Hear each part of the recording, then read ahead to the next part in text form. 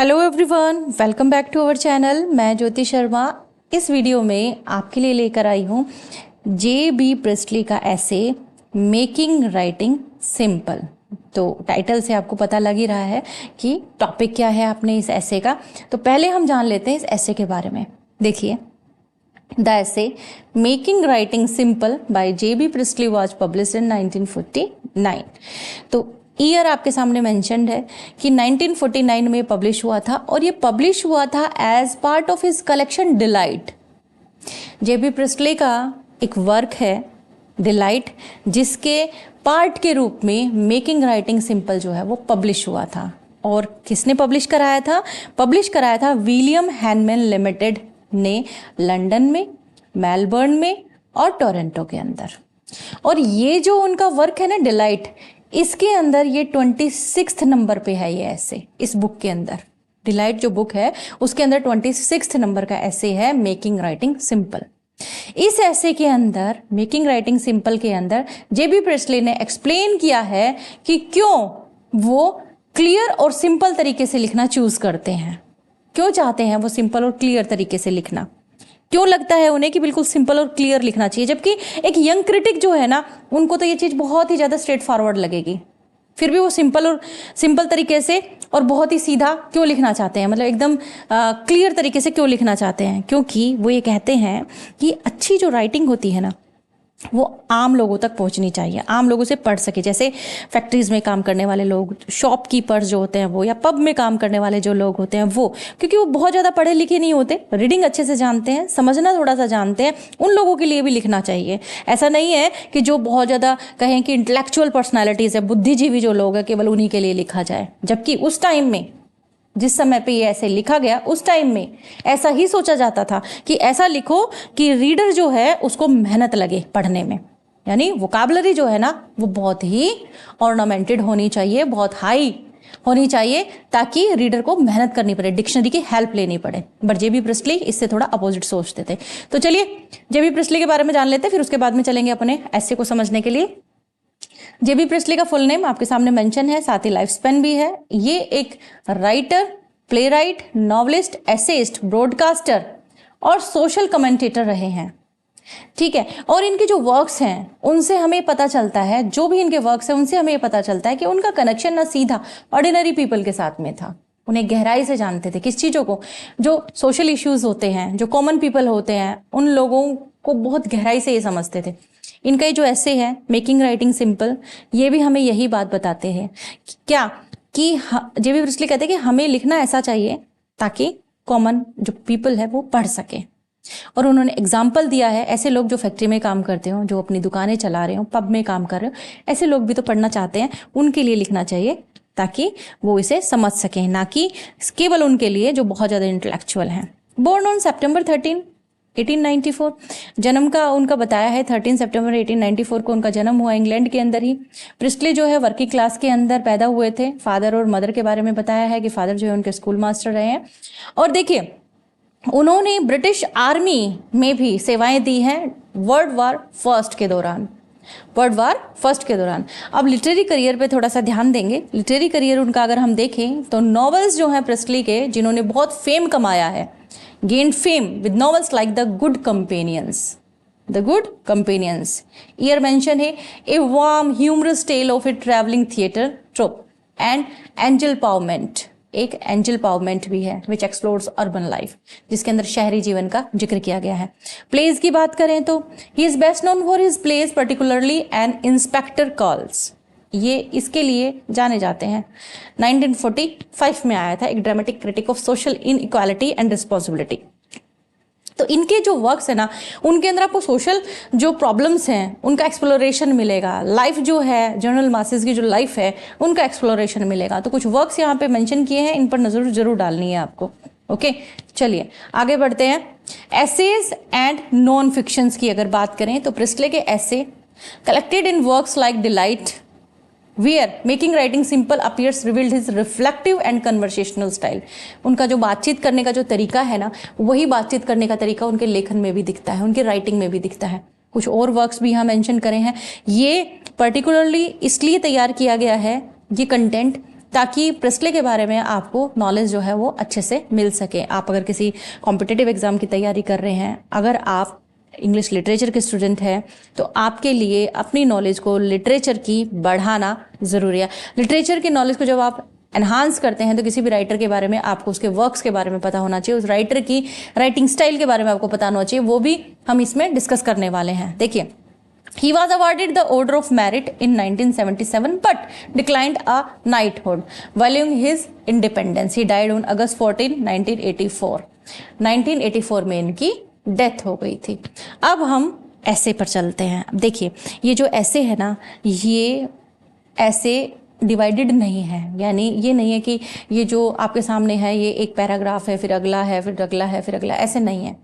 ठीक है, यहाँ एक ही पैराग्राफ के अंदर पूरा लिखा हुआ है, सिर्फ एक सहूलियत के लिए, इजी लगे आपको भी हमें भी समझने और समझाने में कोई प्रॉब्लम ना आए, इसलिए आपके सामने इस तरह से प्रेजेंट किया गया है इसको। ठीक है, तो ये सवाल जो है आपके माइंड के अंदर ना ही आए कि यहाँ तो हमने जो ऐसे देखा है वो तो पूरा का पूरा एक ही पैराग्राफ में दिया हुआ है, आपने टुकड़ों में समझाया। समझाने के लिए इसको इस तरीके से प्रेजेंट किया आपके सामने। ठीक है, तो देखते हैं। देखिए, at the end of a long talk with a youngish critic, a sincere fellow whose personality though not his values I respect। ये कहते हैं कि एक कोई क्रिटिक इनके साथ में बैठा है, कोई यंग क्रिटिक है, या ये कहिए कि किसी यंग क्रिटिक के बारे में ये सिर्फ सोच रहे हैं, जान रहे हैं, बात कर रहे हैं कि कोई यंग क्रिटिक है, उसके साथ में एक लंबी बातचीत के एंड में, और ये जो यंग क्रिटिक है कोई सिंसियर आदमी है, कोई सिंसियर पर्सनैलिटी है। ठीक है, उसके साथ में बात कर रहे हैं। तो बात करते हुए क्या कह रहे हैं कि I respect he started at me and then slowly. कहते हैं वो बोल रहे हैं कि मैं सम्मान करता हूं, उसने मुझे घूरा और फिर धीरे धीरे कहा, क्योंकि मैं सिंपल लिखता हूं ना। और यंग क्रिटिक जो हैं वो सिंपल, स्ट्रेट फॉरवर्ड, एकदम इजी स्टाइल में लिखने वालों को थोड़ा सा अजीब निगाह से देखते थे कि इसको नॉलेज नहीं है शायद, इसलिए इतनी इजी लैंग्वेज यूज कर रहा है। I don't understand you, your talk is so much more complicated subtle than your writing. तो वो घूरते हुए ना, वो ये जो यंग क्रिटिक है वो सवाल कर रहा है कि मैं समझ नहीं पा रहा कि तुम जब बोलते हो, जब तो इतना कॉम्प्लिकेटेड, इतना नॉलेज, मतलब इतने भारी भरकम शब्द यूज करते हो, जब लिखते हो तो बिल्कुल सिंपल है ना। यानी एक यंग क्रिटिक है जिसके साथ लंबी बातचीत चली है, लंबी बातचीत का अंत हुआ है, और उस अंत में ये कह रहे हैं कि उस आदमी को ने मेरी तरफ घूरा और फिर धीरे से कहा कि मैं आपको समझ नहीं पाया, आपकी बातचीत और आपके लिखने का जो स्टाइल है उसमें काफ़ी फ़र्क है। बातचीत में आप कॉम्प्लेक्सिटी रखते हैं और लिखने के अंदर आप उतनी सिंपलिसिटी रखते हैं।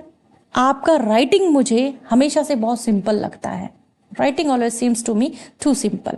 आपकी राइटिंग जो है वो हमेशा से मुझे बहुत सिंपल लगती है। मैंने जवाब दिया but I have spent years trying to make my writing simple, कि मैंने लेकिन इस राइटिंग को सिंपल बनाने के लिए काफ़ी साल खर्च किए हैं, यानी बहुत मेहनत करी है जब मैंने अपनी राइटिंग को इतना सिंपल बनाया है। मैंने जवाब दिया कि मैंने काफ़ी सालों तक अपने राइटिंग को सिंपल बनाने की कोशिश करी है, जिसे आप क्या मानते हैं, एक फॉल्ट मानते हैं, जबकि मैं उसे क्या मानता हूँ, एक वर्च्यू मानता हूँ, एक गुण मानता हूँ। आई थिंक क्लियर हो गया होगा। वर्ड्स अगर कुछ कॉम्प्लिकेटेड लग रहे हैं तो वो आप इधर आपकी डिक्शनरी साइड बाय साइड चल रही है, उसे भी देख सकते हैं। आगे बढ़ते हैं। देखिए, देयर वॉज नाउ रिवील्ड। अब हमारी पीढ़ियों के बीच में गहरी खाई जो है ना वो क्लियर हो गई है। गहरी खाई जो है अब नहीं है, यानी हमारी जो जनरेशन है, हमारे बीच में और हमारी जनरेशन के बीच में अब गहरी खाई जो है वो नहीं रही। इसका मतलब समझ रहे हैं आप?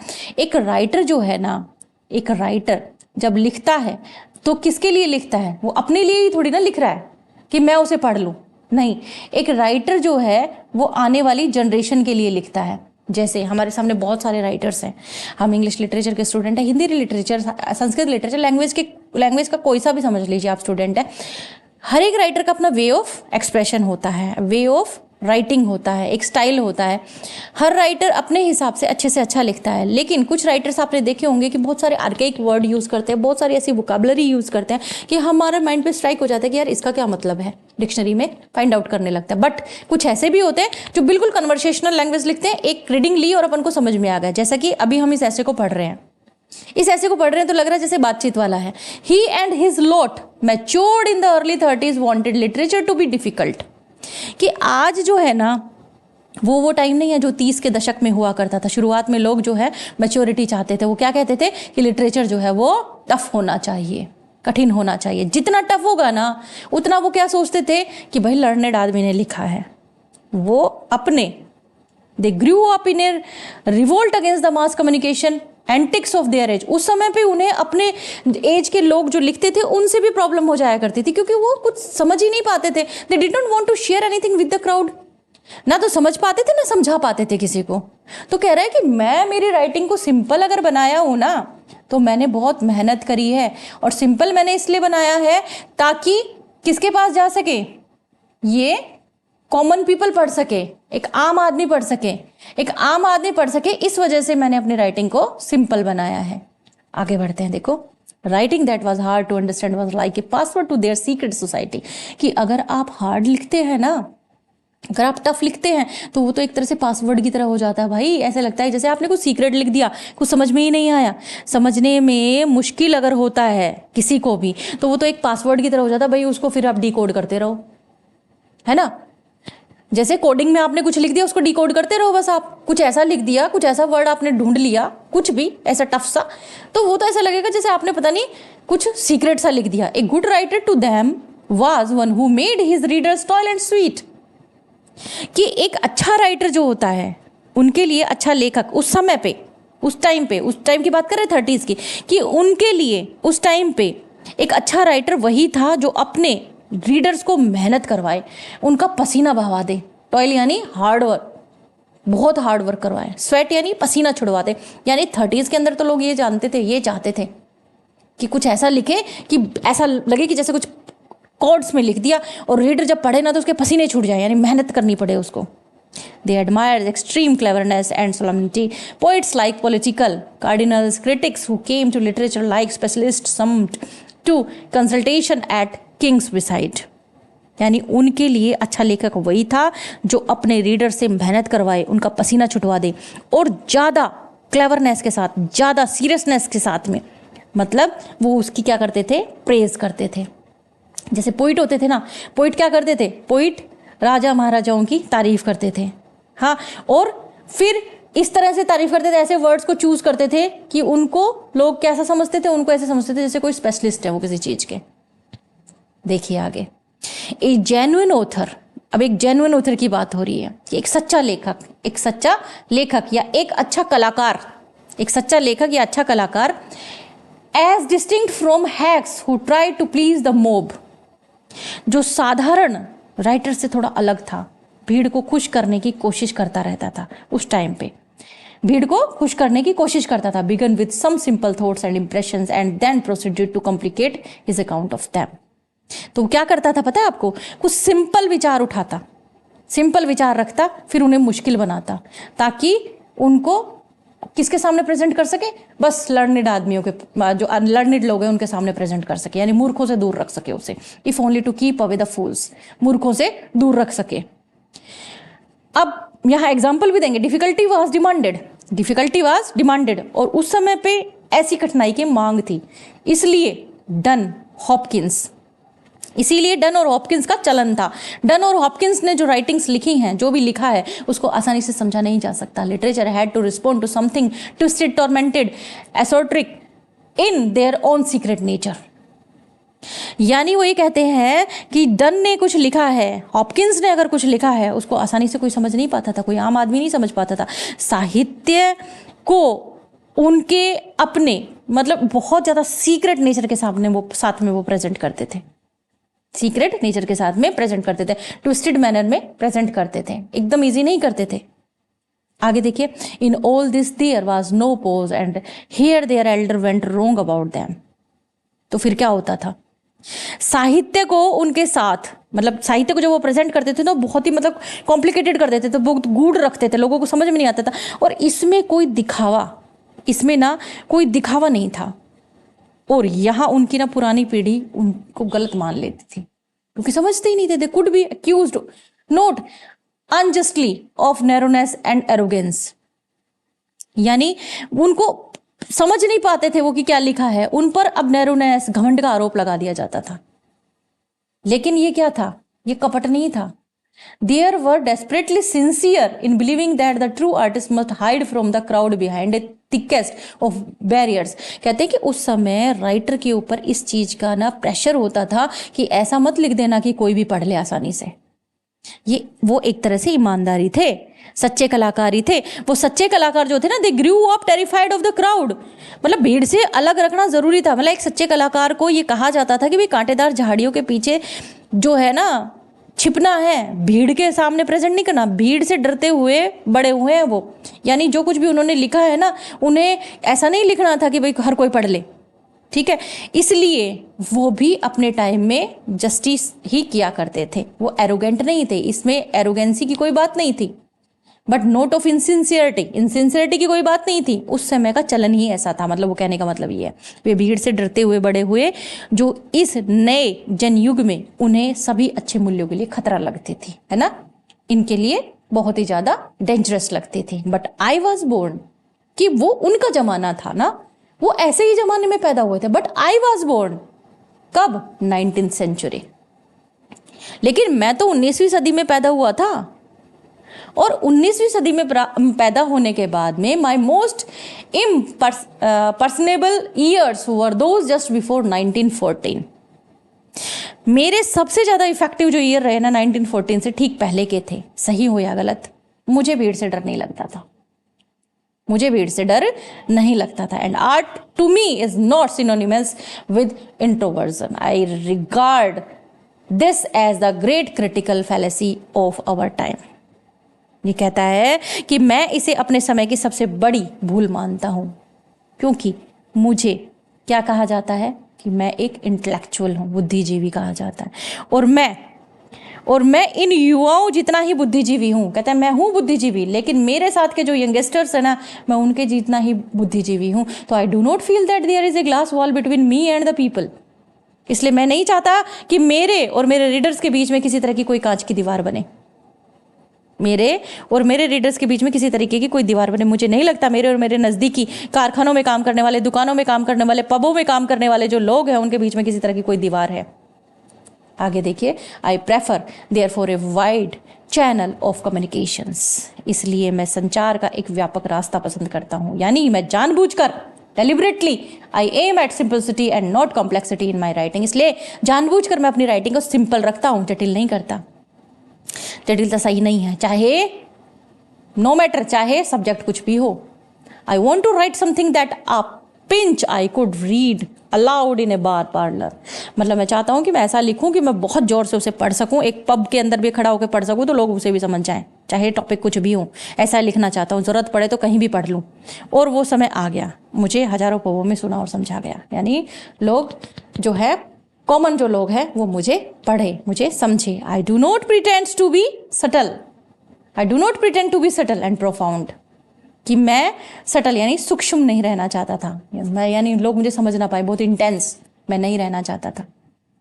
इस चीज का मैं दावा नहीं करता कि मैं ऐसा बाहूं, लेकिन but when I am at work I try to appear simpler than I really M.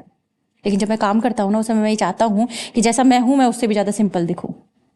Perhaps I make it too easy for the reader, do too much of the toiling and sweating myself। कि मैं सारी मेहनत और पसीना बहाता हूँ सिर्फ इसलिए ताकि मैं जो लिखना चाहता हूँ वो आम जनता तक पहुंच सके, कॉमन पीपल तक पहुंच सके। जरूरी नहीं है कि वो लर्नेड हो, नो डाउट, निसंदेह। I am all together too obvious for the cleverest fellow who want to beat their brains against something hard and knotty. निश्चित रूप से मैं उन सभी क्लेवर लोगों के लिए बहुत स्पष्ट हूं जो कुछ कठिन और उलझे हुए के खिलाफ अपने दिमाग को टकराते रहते हैं ना किताबों से। But then I am not impressed by this view of literature as a cerebral activity. लेकिन मुझे साहित्य को केवल दिमागी गतिविधि मानने का विचार प्रभावित नहीं करता, यानी सिर्फ लिटरेचर वही पढ़ सकता जिसके पास दिमाग है। नहीं, मैं चाहता हूं कि ऐसा लिखा जाए जिसे कॉमन पीपल पढ़ सके। आगे देखिए, some contemporary critics would be better occupied solving chess problems and breaking down ciphers. कि कुछ ना मेरे जो कॉन्टेम्परेरी जो क्रिटिक्स हैं वो इतने मतलब क्लेवर हैं, इतने दिमाग वाले हैं कि वो क्या कर लेते हैं, वो चेस की जो प्रॉब्लम्स होती है ना, बहुत मुश्किल से मुश्किल प्रॉब्लम, यानी चेस प्रॉब्लम्स का मतलब ये है मुश्किल से मुश्किल जो प्रॉब्लम उसको भी सॉल्व कर लेते हैं। उसको भी मैं मानता हूँ कि तोड़ने में वो बेहतर है, उसे भी सॉल्व कर लेते हैं। वो मेरे पाठक नहीं है, वो कहते हैं कि वो मेरे कस्टमर नहीं है। I do not display my goods to catch. मैं ये भी नहीं सोचता, कह रहे कि मैं ये भी नहीं सोचता कि मुझे वही लोग पढ़े जो मुश्किल से मुश्किल प्रॉब्लम को सॉल्व कर लेते हैं, मुझे तो आम आदमी पढ़ सकता है। लेकिन जो कोई भी सोचता है कि मेरी कोशिश की गई जो ये सिंपलिसिटी है, आसान है, उसे खुद इसे आजमाना चाहिए। ये बहुत मुश्किल है। जो सोचता है ना सिंपलिसिटी में लिखना तो आसान है, no, is easy should try it for himself. खुद एक बार करके देखो, इतना सिंपल लिख के देखो। सिंपल नहीं लिखा जाता, सिंपल करने के लिए भी बहुत मेहनत लगती है। I find it much easier now than I use to do, but that is because I have kept this aim in view throughout years of hard work. मैं इसे आसान इसलिए बना पाया क्योंकि मैंने सालों इसके ऊपर मेहनत करी है। आगे देखिए, I do not claim to have achieved even now a prose that is like an essay. Okay, वो ये कहते हैं कि मैं ये दावा नहीं करता कि मैंने अब तक ऐसे लिखा है, अब तक मैंने ऐसे लिखा है। मैं इस चीज़ का दावा नहीं करता जो एक आसान है, एक प्रेरक आवाज़ जैसा है। परस्यूव मतलब कन्विंसिंग करने वाला, एक आवाज़ जैसा है। Preferably my own at its best. मैंने बस क्या कोशिश करी है कि मैं जो लिखूँ ना बस अच्छा हो, जो मेरी सबसे अच्छी आवाज़ हो। बस मैं ये चाहता हूँ जो भी मैं लिख रहा हूँ ना बस वो अच्छा हो। लेकिन यही मैं क्या कर रहा हूँ, कोशिश कर रहा हूँ काफ़ी सालों से, quite deliberately. And it is this that puzzled my friend the youngish critic who can not help wanting something quite different. और सिर्फ इसी वजह से ना, क्योंकि मैं चाहता हूँ सिंपल हो, लेकिन यही मैं वर्षों से जानबूझ करने की कोशिश करता रहता हूँ। जानबूझ के यही करता हूँ कि सिंपल से सिंपल बनाऊँ। और यही जो चीज़ है ना, वो मेरे दोस्त इस यंग क्रिटिक को हैरान कर देती है, जो कुछ पूरी तरह से अलग चाहता है। क्योंकि एक यंग क्रिटिक जो है ना, वो चाहता है कि कुछ अलग हो राइटर में। दिस हैबिट ऑफ सिंप्लीफिकेशन यानी जो सरलता की आदत है ना, has its own little TRIMS.